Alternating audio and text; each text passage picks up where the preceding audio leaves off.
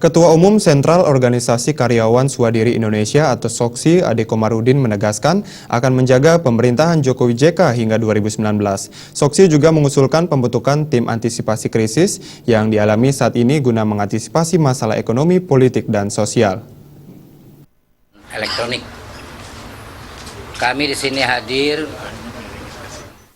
Pernyataan dari Organisasi Masyarakat Sentral Organisasi Karyawan Swadiri Indonesia atau SOKSI yang akan menjaga pemerintahan Jokowi JK disampaikan oleh Ketua Umum Ade Komarudin didampingi pimpinan pengurus lainnya.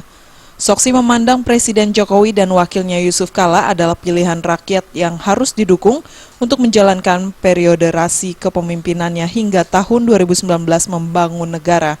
Ketegasan sikap ini disuarakan karena saat ini ada upaya untuk menjatuhkan Presiden Jokowi dengan mencoba mengganggu stabilitas ekonomi politik dan keamanan negara.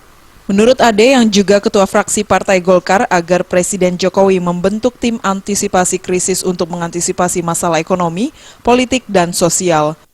SOKSI pada Rapim dan Munas ke-10 akan mengambil keputusan untuk merekomendasikan kepada pemerintahan Presiden Jokowi untuk segera membentuk tim antisipasi krisis baik bidang politik maupun ekonomi, agar di bidang politik terciptanya stabilitas politik yang kondusif bagi pembangunan ekonomi yang mesejahterakan rakyat.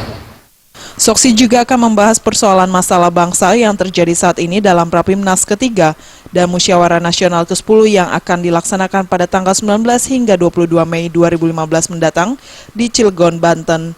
Persoalan tersebut mencakup pembahasan perlunya penyesuaian APBNP 2015, perlunya reshuffle kabinet, dan perlu ditundanya pilkada serentak pada tahun depan.